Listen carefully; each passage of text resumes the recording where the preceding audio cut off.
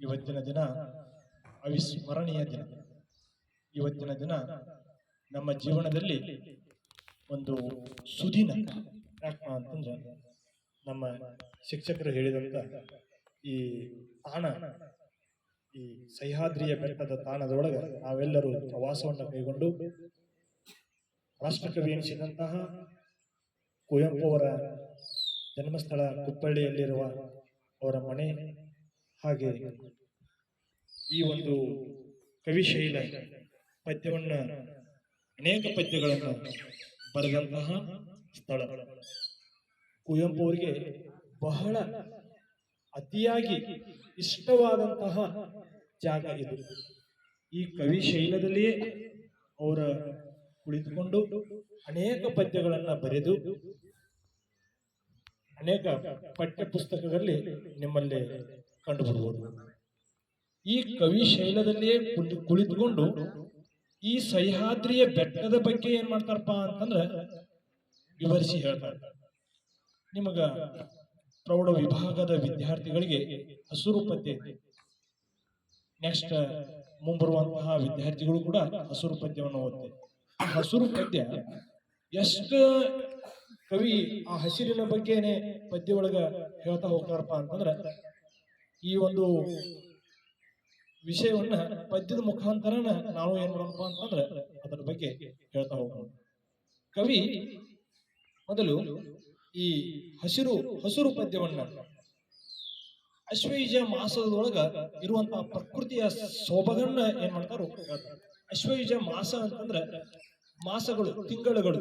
ನಮ್ಮ ಭಾರತೀಯ ಕಾಲಮಾನದ ಪ್ರಕಾರ ಅಶ್ವಯುಜ ಮಾಸ ಚೈತ್ರ, ವೈಶಾಖ, ಜ್ಯೇಷ್ಠ, ಆಷಾಢ, ಶ್ರಾವಣ, ಭಾದ್ರಪದ, ಅಶ್ವಯುಜ. ಈ ಮಾಸದ ಒಳಗ ಮಳೆಗಾಲ ಆದ ನಂತರ ಪ್ರಕೃತಿ ಒಳಗ ಈ ಪಶ್ಚಿಮ ಘಟ್ಟದಿಂದ ಹಚ್ಚ ಹಸಿರಾಗಿರುವಂತಹ ಈ ಒಂದು ನಾಡನ್ನ ಮತ್ತು ಹಸಿರಾಗಿರುವಂತಹ ಈ ಪ್ರಕೃತಿಯನ್ನ ಈ ಪದ್ಯದೊಳಗ ವಿವರಿಸ್ತಾ ಹೋಗ್ತಾರೆ. ಯಾವ ರೀತಿ ಕಾಣ್ತೈತಿ ಅನ್ನೋದನ್ನ ಹೇಳ್ತಾರ. ಒಂದೊಂದು ಪದ್ಯ ಓದ್ತೇನು, ಆನಂತರ ಹೇಳ್ತೇನೆ. ನವರಾತ್ರಿಯ ನವಧಾತ್ರಿಯ ಈ ಶ್ಯಾಮಲ ವನದಿಯಲ್ಲಿ ಹಸುರಾದುದು ಕವಿಯಾತ್ಮ ರಸಪಾನದ ಸ್ಥಾನದ. ನೋಡಿ, ಕವಿಯ ಈ ಮನಸ್ಸನ್ನ ಸೆಳೆದಂತ ಈ ನೆಲ ನವರಾತ್ರಿ ಅಂತಂದ್ರ ಈ ನವರಾತ್ರಿಯ ನವಧಾತ್ರಿ ಅಂದ್ರ ಧಾತ್ರಿ ಅಂದ್ರ ಭೂಮಿ. ಈ ಭೂಮಿ ಎಷ್ಟು ಸೊಬಗನ್ನು ಹೊಂದಿತ್ತು ಅನ್ನೋದನ್ನ ಈ ಪದ್ಯ ಒಳಗ ನವರಾತ್ರಿ. ಆ ನವರಾತ್ರಿ ಒಳಗ ಆ ದಸರಾ ಹಬ್ಬ ನೀವು ನವರಾತ್ರಿ ಅಂತ ಕರಿತೀರಿ, ಅಶ್ವಯುಜ ಮಾಸ ಒಳಗ ಬರ್ತೈತದ. ಹಾಗಾಗಿ ಮಳೆಗಾಲ ಆದ ನಂತರ ಇಡೀ ಪ್ರಕೃತಿ అనేది ಹಸಿರಾಗಿರ್ತೈತಿ. ನವಧಾತ್ರಿಯ ಭೂಮಿ ಒಂಬತ್ತು ರೀತಿ ನವಧಾತ್ರಿ ಭೂಮಿ ಬಣ್ಣ ಬಣ್ಣದ ರೀತಿ ಎಲ್ಲಾ ಕಡೆ ಏನಾಗಿದೀಪ ಅಂದ್ರ ಹಸಿರನ್ನ ಹೊಂದಿರ್ತೈತಿ. ಈ ಶ್ಯಾಮಲ ವನದಿಯಲ್ಲಿ ಸಸ್ಯಶ್ಯಾಮಲ, ಈ ಪಶ್ಚಿಮ ಘಟ್ಟ ಸಸ್ಯಶ್ಯಾಮಲವಾಗಿರುವಂತಹ ಈ ಶ್ಯಾಮಲ ವನದಿಯಲ್ಲಿ ಹಸುರಾದುದು ಕವಿಯಾತ್ಮ.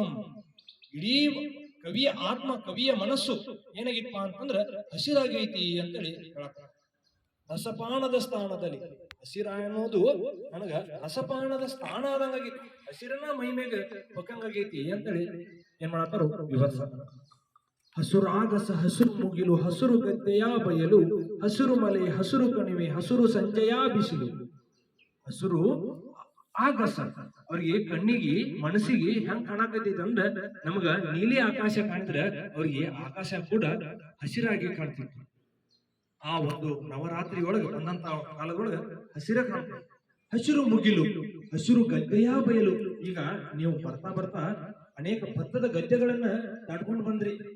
ಅವಾಗ ಎಲ್ಲಾನು ಅದು ಭತ್ತದ ಈಗ ಒಣಗಿದವು, ಆದ್ರೆ ಆ ಭತ್ತನೊಳಗ ಎಲ್ಲಾನು ಹಚ್ಚ ಹಸಿರಾಗಿರ್ತಿದ್ವು.